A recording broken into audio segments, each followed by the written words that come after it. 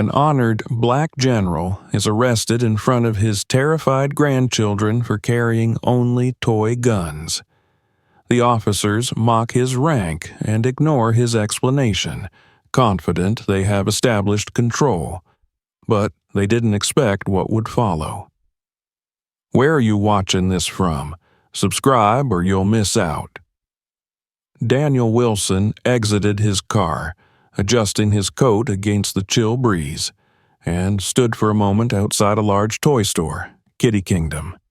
His breath created small clouds in the air, and his thoughts drifted to his grandchildren's upcoming birthday celebration. They were his pride and joy. 2 boys, full of energy and imagination, always eager to explore the world through play. Today was about making memories with them, the kind of memories that would shape their childhood just as he'd shaped his own children's with love and attention. He stepped inside, the smell of new plastic and candy filling the air. The store was alive with the excited chatter of children dragging their parents from aisle to aisle, their fingers pointing at remote-controlled cars, stuffed animals, and brightly colored building blocks. Daniel smiled. The buzz of joy reminded him why he had come. He had promised his grandsons that he would find the coolest toys for their party, and he always kept his promises.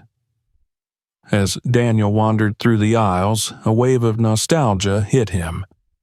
His own children, now adults with lives of their own, used to love playing police officers and spies when they were young. He smiled, picturing those memories. They had worn plastic badges, wielded toy guns, and run around the backyard shouting, "Freeze!" and "Hands in the air." The memories were so vivid he could almost hear their voices again. His grandchildren deserved the same joy, and today he was determined to recreate those cherished moments. He approached a section filled with role-playing sets. There were mini tactical vests, toy handcuffs, plastic grenades, and walkie-talkies, everything needed for an elaborate game of SWAT or secret agents. Daniel carefully picked up 2 plastic guns, sleek black replicas designed to look almost too realistic. Along with them, he grabbed a pair of bulletproof vests in children's sizes and a box of toy grenades with bright green plastic pins. A wide smile spread across his face as he imagined the boys running around the backyard in full gear, shouting and laughing, feeling invincible in their pretend adventures. However, as he brought the toys to the checkout counter, Daniel noticed the young cashier behind the register give him a curious glance. The man, probably no older than 20, looked Daniel up and down with a subtle frown, as if trying to reconcile the sight of a well-dressed older black man buying what appeared to be weapons. "You sure about these?" the cashier asked with a skeptical tone, holding up one of the toy guns. "They look pretty real." Daniel kept his expression calm, though he felt the hint of judgment behind the young man's words. "They're just toys for my grandsons," Daniel said evenly. "It's their birthday soon." The cashier nodded but didn't hide his unease. "I guess, just, careful with these. People might not realize they're fake." Daniel gave a polite smile, though inside a familiar frustration flickered.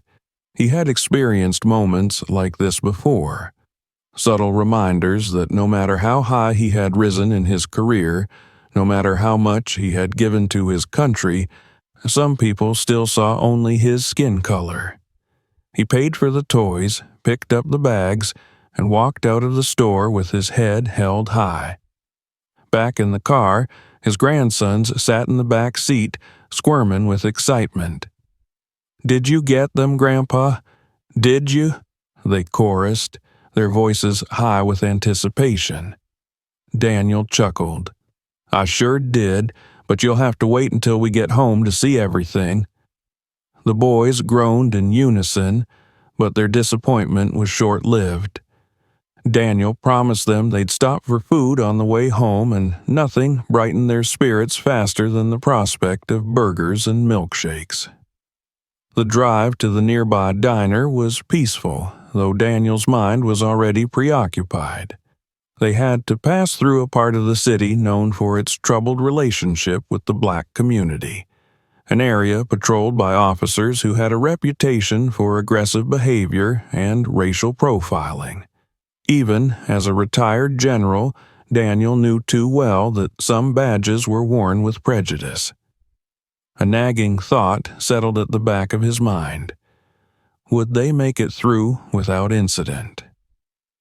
At the diner, the boys were already chatting excitedly about the party plans. They inhaled their food, their legs swinging under the table as Daniel sat back, sipping his coffee. It was a rare and precious moment, one he didn't take for granted. He noticed other patrons glancing over occasionally, curious about the man with the commanding presence seated with two energetic children. "Excuse me," a voice interrupted his thoughts. Daniel turned to see an older white man seated at a nearby table, leaning toward him with an inquisitive expression. "I couldn't help but overhear. Were you in the service?" Daniel nodded politely. "Yes, I served for over 30 years. Army general, retired now." The man's eyebrows lifted, impressed. "That's something. Thank you for your service."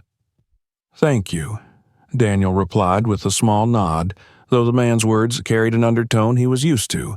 Respect tinged with surprise, as if it was rare to meet a black man who had achieved so much in the military. The conversation drifted toward Daniel's experiences overseas, his peacekeeping missions, the challenges he faced, and the brothers-in-arms he had lost along the way. Yet, beneath the polite exchange, Daniel could feel the unspoken questions lurking just under the surface. How did a man like you make it so far?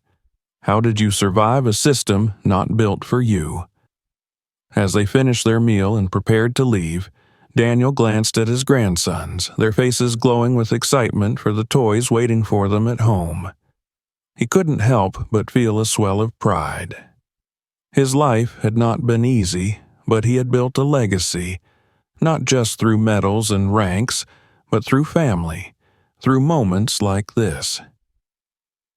Returning to the car, Daniel gave his grandsons one last look, ensuring their seat belts were secured. The drive ahead weighed on his mind. The road back home would take them through a part of town he preferred to avoid. The area's reputation was well known, a neighborhood where even minor traffic stops often escalated into dangerous confrontations. Daniel started the engine, gripping the wheel a little tighter than usual. His military instincts sharpened, a flicker of unease creeping in. Years of experience had taught him to read situations before they unfolded. Something told him this part of the journey might not go as smoothly as he hoped. "Everything okay, Grandpa?" one of the boys asked, sensing the change in his mood. Daniel forced a smile, not wanting to alarm them. "Just fine, boys. Let's get home." With the bags of toys tucked securely in the back seat, the car rolled forward into the dimming afternoon light. The road ahead stretched out, and Daniel felt a heavy weight settle on his shoulders. His mind raced with thoughts of what lay beyond the next intersection, hoping, praying that the day's joy wouldn't be overshadowed by something far darker. But deep down, he knew better than to rely on hope alone. The stage was set. Somewhere on the road ahead, trouble awaited, a confrontation Daniel could already feel brewing in the air, but for now, he held on to the fleeting happiness of the moment, knowing that whatever came next, he would face it the way he always had, with dignity, strength, and the unwavering belief that justice must prevail. The sun dipped lower on the horizon as Daniel guided his car through the quiet streets, the sound of his grandsons chattering in the back seat filling the cabin. Bags of toy guns, grenades, and SWAT gear lay neatly tucked behind them, waiting to light up the boy's birthday with excitement. The peace inside the car, however, stood in sharp contrast to the unease Daniel felt tightening in his chest. They were entering a part of town he'd hoped to avoid. It was a district notorious for heavy-handed policing and a pattern of racially motivated stops. News reports about incidents of police misconduct in this area were far too common. He had seen these stories unfold time and again. Black families caught in the crosshairs of officers more interested in control than justice. His military instincts kicked in the moment he spotted a patrol car parked along the curb ahead. Daniel's grip on the wheel tightened, his mind rehearsing all the steps for handling an encounter with police. Keep calm, be polite, don't escalate. It was a strange irony, even after years as a general, to find himself mentally preparing for what felt like an ambush, not in a war zone but on the streets of his own country. A flicker of blue and red lights flashed behind them. The patrol car pulled out and quickly caught up. Daniel sighed quietly. "Here we go." The officer's voice crackled over the loudspeaker. "Pull over to the side of the road. Hands where we can see them." Daniel did as instructed, pulling the car to the curb and placing both hands firmly on the wheel. The boys stopped their playful chatter and looked at him, their wide eyes full of confusion. "What's going on, Grandpa?" one of them asked, his voice small and uncertain. "It's going to be fine," Daniel said evenly, though his heart thumped hard in his chest. "Just stay calm and don't say anything, okay?" The patrol car doors slammed shut behind them. Two officers approached, both white and armed with the authority that comes from years of unchecked power. Their steps were slow and deliberate, as if savoring the moment. Daniel recognized the signs immediately. The posture, the swagger, the intent to assert dominance from the very first interaction. The lead officer, a broad-shouldered man with a sneer plastered across his face, tapped on the driver's window. "Roll it down," he ordered. Daniel complied, lowering the window enough to meet the officer's gaze. "Good evening, officer," Daniel said calmly. "What seems to be the problem?" The officer leaned closer, his eyes narrowing as he scanned the inside of the car. His gaze lingered on the bags in the back seat. "What's all this?" the officer asked, jerking his chin toward the bags. "Those are toys," Daniel explained patiently. "Gifts for my grandson's birthday." The officer scoffed, exchanging a glance with his partner. "Toys, huh? They look pretty damn real to me. Step out of the vehicle." Daniel remained composed, though his pulse quickened. "Officer, I assure you, these are plastic. You're welcome to check them, but there's no need for this to escalate." The second officer, a wiry man with a hard expression, stepped closer. "We don't need you to tell us how to do our job. Out of the car, now." Daniel hesitated for a brief moment, glancing back at the boys, who were now visibly frightened. "It's okay, kids," he whispered. "I'll handle this." He unbuckled his seat belt and opened the door slowly, stepping out with his hands raised. He hoped that his compliance would calm the situation, but he could already see the hunger for confrontation in the officer's eyes. The lead officer grabbed Daniel's arm roughly and twisted it behind his back. "Turn around," the officer barked, "hands behind your head." "Officer, I'm a retired Army general," Daniel said calmly, though his voice carried the authority of someone used to commanding respect. "There's no need for—" "Save it," the second officer snapped, shoving Daniel against the hood of the car. "I don't care who you are." The cold metal of handcuffs clicked around Daniel's wrist, the pressure sharp against his skin. The boys screamed from inside the car, banging on the windows in terror. "Leave my grandpa alone," one of them shouted. "Shut those kids up. the lead officer growled. Daniel gritted his teeth, struggling to keep his composure as they pressed him harder against the hood. He'd faced danger before. War zones, riots, life-threatening situations, but nothing prepared him for the helplessness of being treated like a criminal in front of his own grandchildren. "Please," Daniel said through clenched teeth. "They're just kids. Let me talk to them." The officer shoved him harder, cutting him off. "You don't get to make demands." As Daniel lay pinned against the car, flashes of his past raced through his mind. He remembered the times he had protected people, men, women, and children of every race, while serving overseas. He had risked his life to keep others safe, fighting not just for his country but for the ideals of justice and equality.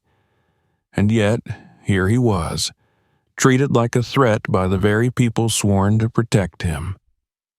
The officers opened the back door and rifled through the bags of toys, pulling out the plastic guns and holding them up as if they'd found real weapons. "Look at this," the lead officer sneered, waving one of the toy pistols. "You really expect us to believe this is a toy?" Daniel inhaled deeply, trying to suppress the rising anger in his chest. "Check them. You'll see they're not real." "Don't tell us what to do," the second officer snapped. "You're lucky we don't haul you in right now." The boys continued to cry, their small fists pounding against the car windows. Daniel wanted nothing more than to reach them to reassure them that everything would be okay. But he was helpless, pinned down, his dignity stripped away in front of the children who looked up to him. The officers dragged Daniel toward the patrol car, ignoring his protests and the boys' pleas. His shoulders burned from the force of their grip, and every step felt like another blow to his pride. "You're under arrest for possession of what appears to be illegal weapons," the lead officer announced, his tone laced with mock authority. "We'll figure out the rest down at the station." "Those are toys," Daniel said again, his voice steady but strained. "This is a mistake." The officer grinned. "That's not my problem, is it?" As Daniel was shoved into the back of the patrol car, the boy's screams echoed in his ears. He closed his eyes, willing himself to stay calm. He couldn't let them see him broken. Not now. Not like this. The patrol car pulled away, leaving the birthday gifts scattered on the pavement, plastic guns and grenades lying discarded like evidence of a crime that didn't exist. In that moment, Daniel knew one thing with chilling certainty. This was more than a misunderstanding. This was the reality he had fought against his entire life, a reality that, no matter how high he had risen, could still drag him down without warning. As the patrol car disappeared into the night, Daniel thought of his grandchildren, how their innocent world had been shattered in an instant. And deep in his heart, he vowed that this injustice would not go unanswered. The patrol car's harsh siren faded as it sped away, leaving behind a small crowd of onlookers who had witnessed the arrest. Daniel sat in the cramped back seat of the police vehicle, his wrists burning from the handcuffs that cut into his skin. Through the narrow window, he caught a final glimpse of his grandchildren, still sobbing on the sidewalk where they had been left alone, confused and terrified. His heart ached for them, but he knew this moment was bigger than the pain he felt. He couldn't allow himself to break. Not yet. Inside the car, the officers exchanged smug grins, their voices low as they spoke into their radios. They felt victorious, their actions justified, as if they had prevented some grand scheme. Daniel closed his eyes, silently steeling himself. He had faced worse than this, but the humiliation gnawed at him. He wasn't just a man being wrongly arrested. He was a symbol now. The general who had given his life to serve his country was now a suspect, cuffed like a criminal. What the officers didn't realize was that they had just made a grave mistake. Back on the street, a woman in her mid-30s who had been eating at the diner pulled out her phone. She had watched the entire scene unfold and recorded the arrest from the moment the officers had shoved Daniel against the car. Her hands trembled with outrage as she hit the button to upload the video to social media. Within minutes, the clip had been shared hundreds of times, accompanied by hashtags calling for justice. The woman, who had initially been hesitant to get involved, now felt an overwhelming sense of duty. She captioned the video with a simple line: "Army General Daniel Wilson wrongly arrested in front of his grandsons for carrying toy guns. This is America." It was short but damning. The video spread like wildfire. By the time the police car reached the station, the footage had already gone viral. People were commenting in droves, shocked and furious at the way a respected black man, a decorated veteran no less, had been treated. Prominent figures in the civil rights movement, celebrities, and political leaders began to take notice. The clip soon reached local news stations, and by the evening, national outlets had picked up the story. Meanwhile, Daniel was being led into the station, the cuffs digging deeper into his wrists as the officers yanked him forward. His dignity felt as bruised as his body, but he remained silent, refusing to give them the satisfaction of a reaction. The station was cold and sterile, filled with the sound of ringing phones and the low murmur of officers going about their business. "Put him in holding," one of the officers said, still clutching Daniel's arm. "We'll figure out the charges later." They dragged him down a narrow hallway lined with cells. The stench of sweat and fear was thick in the air, but Daniel kept his gaze forward, refusing to be diminished by his surroundings. The patrol car's harsh siren faded as it sped away, leaving behind a small crowd of onlookers who had witnessed the arrest. Daniel sat in the cramped back seat of the police vehicle, his wrists burning from the handcuffs that cut into his skin. Through the narrow window, he caught a final glimpse of his grandchildren, still sobbing on the sidewalk where they had been left alone, confused and terrified. His heart ached for them, but he knew this moment was bigger than the pain he felt.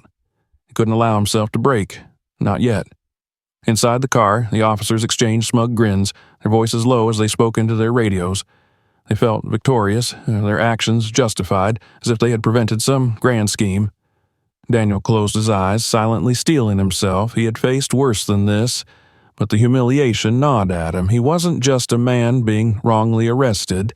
He was a symbol now. The general who had given his life to serve his country was now a suspect, cuffed like a criminal. What the officers didn't realize was that they had just made a grave mistake. Back on the street, a woman in her mid-30s who had been eating at the diner pulled out her phone. She had watched the entire scene unfold and recorded the arrest from the moment the officers had shoved Daniel against the car.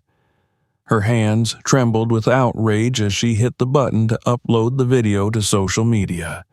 Within minutes, the clip had been shared hundreds of times, accompanied by hashtags calling for justice. The woman, who had initially been hesitant to get involved, now felt an overwhelming sense of duty.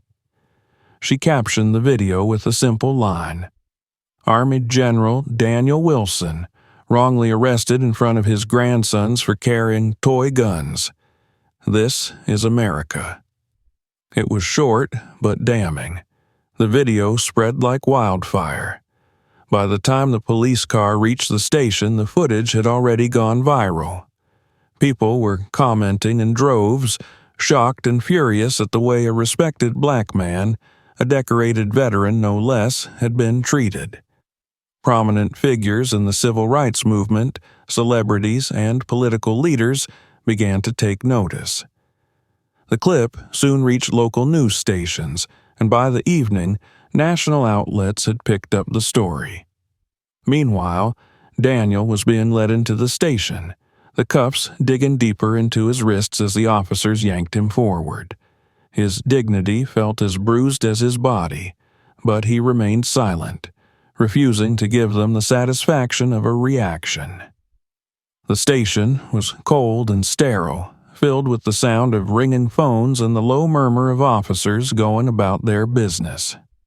"Put him in Holden," one of the officers said, still clutching Daniel's arm. "We'll figure out the charges later." They dragged him down a narrow hallway lined with cells. The stench of sweat and fear was thick in the air, but Daniel kept his gaze forward, refusing to be diminished by his surroundings. He had faced enemies on the battlefield, and he had faced prejudice in more subtle forms throughout his career. But this was different. This was raw, unfiltered hatred, and it was playing out in front of the world. Back in the holding cell, Daniel sat quietly, listening to the faint sounds of the growing protest outside. He had been in impossible situations before, but this one felt different.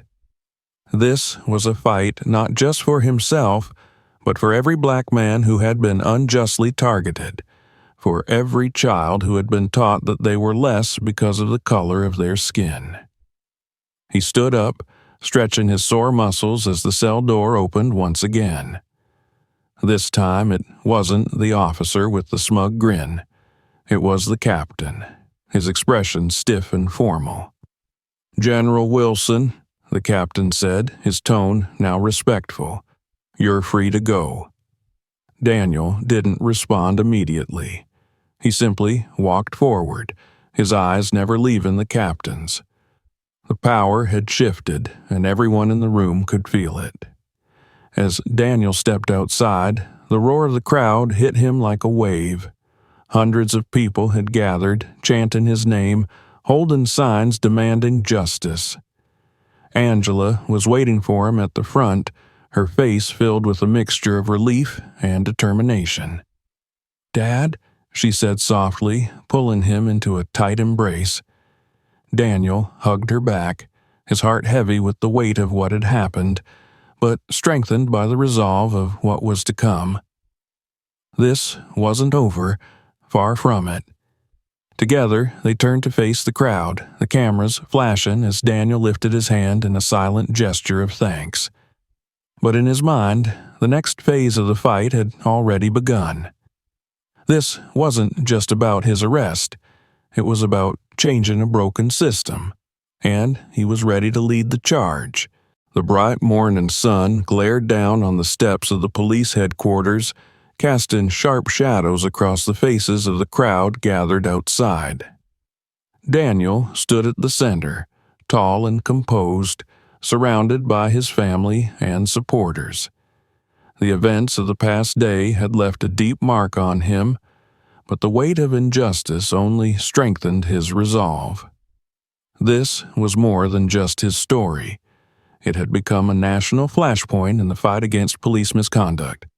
Reporters shouted questions, their cameras capturing every movement, but Daniel remained silent for now. His daughter Angela stood at his side, her hand resting on his shoulder, providing silent support. Today would not just be about clearing his name, it would mark the beginning of something bigger. Reform that would prevent another family from going through what his had endured. Inside the headquarters, tension simmered among the top brass. The police chief and the mayor huddled in a conference room, nervously scrolling through news feeds and social media. Every outlet was talking about the wrongful arrest of General Daniel Wilson. The viral video, the protests, and the public outrage had spiraled out of control. "We need to get ahead of this," the mayor said, drumming his fingers on the table. "We can't afford another scandal." The police chief nodded, his face grim. "We'll offer an apology. Maybe suspend the officers involved." The door to the conference room swung open, and Daniel Wilson walked in, flanked by Angela and two civil rights lawyers.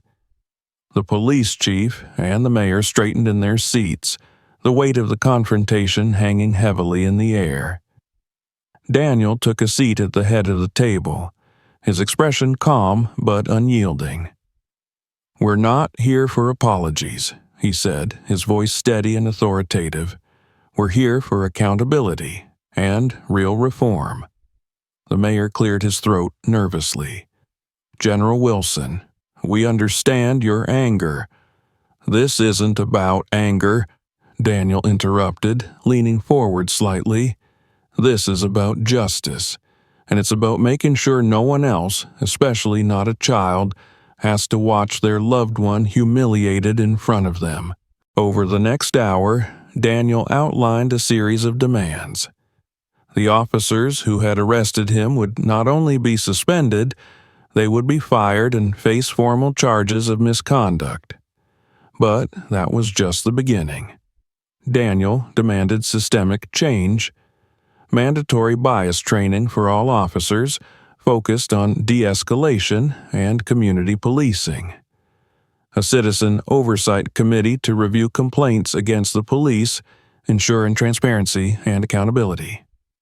Body cameras on all officers, with severe penalties for anyone caught tampering with footage. Recruitment reform to diversify the police force and ensure it reflected the community it served. The room fell silent as Daniel finished, his unwavering gaze locking with the mayor's. "You wanted to control the narrative," Daniel said quietly. "Now you have a choice. Stand on the right side of history, or be remembered as the ones who failed to act when it mattered." The mayor shifted uncomfortably in his seat, glancing at the police chief, who gave a reluctant nod. They had no choice.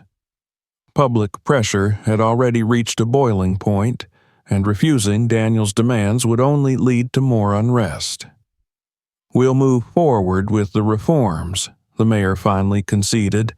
"The officers involved will be dismissed, and we'll begin the process of implementing your proposals." Daniel gave a single nod, his expression unreadable. It was a small victory, but it was only the beginning. He knew that change wouldn't happen overnight, and the road ahead would be long. But this was a start, and sometimes that was enough. The news of the agreement spread quickly. Headlines across the country reported the outcome, and civil rights organizations hailed Daniel's efforts as a watershed moment in the fight for police reform. The officers who had humiliated him were dismissed from the force and faced criminal charges, their careers in law enforcement effectively over. At a press conference held that afternoon, Daniel stood before the microphones, addressing the nation. Angela stood beside him, her presence a reminder that this fight was about family and future generations. "This isn't just about me," Daniel said, his voice carrying the weight of his years of service and sacrifice. "This is about every person who has been judged by the color of their skin, every family torn apart by injustice, and every child who has been taught to fear those who are supposed to protect them." He paused, letting the silence settle over the crowd. "We won't stop here. We'll push for change in every city, every department, until justice is not the exception but the rule." The crowd erupted in applause, and reporters scrambled to capture his words. But Daniel wasn't done yet. "I served this country because I believe in its promise," he continued, his voice resolute. "And I still believe in that promise. But it's up to all of us to make sure it's fulfilled. Not just for some of us, but for all of us." Later that evening, the family gathered at Daniel's house for the boy's birthday celebration. The dining room was filled with laughter, and the air smelled of birthday cake and candles waiting to be blown out. For a moment, the weight of the past few days lifted, replaced by the simple joy of being surrounded by loved ones. Daniel watched as his grandsons opened their gifts: plastic guns, toy grenades, and SWAT gear, the same items that had nearly cost him his freedom. The boys squealed with delight, immediately donning their new vests and helmets, their earlier fears forgotten in the excitement of play. But Daniel knew that the world outside hadn't changed overnight. There were still battles to be fought, still walls to tear down. As he sat back and watched his grandsons play, he made a silent vow.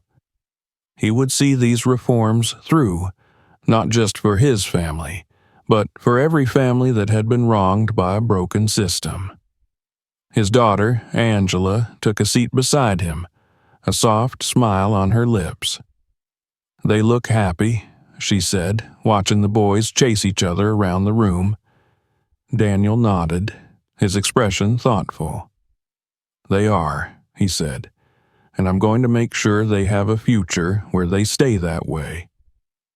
The night ended with a quiet moment between Daniel and his grandsons. As they sat on the floor with their toys scattered around them, one of the boys looked up at him, his eyes wide with curiosity. "Grandpa," he asked, "why did those men stop us?"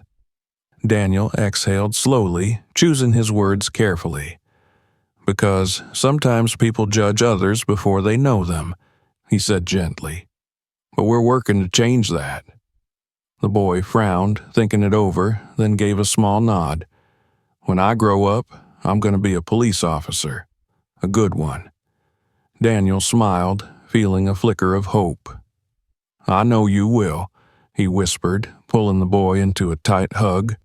And as the night settled over the house, Daniel knew that this was just the beginning. But for now, surrounded by family and the sound of laughter, he allowed himself a moment of peace. Because justice had been served, and the fight for a better future had only just begun. Thank you for watching to the end. Don't forget to subscribe to the channel so you don't miss new stories and learn how justice always finds its way. Did you like the video? Give it a like and share what you thought of the story in the comments. We have many more fascinating stories to tell. Click on the next video and dive into the world of emotions and unexpected twists and turns. Subscribe, otherwise, you'll miss the best part.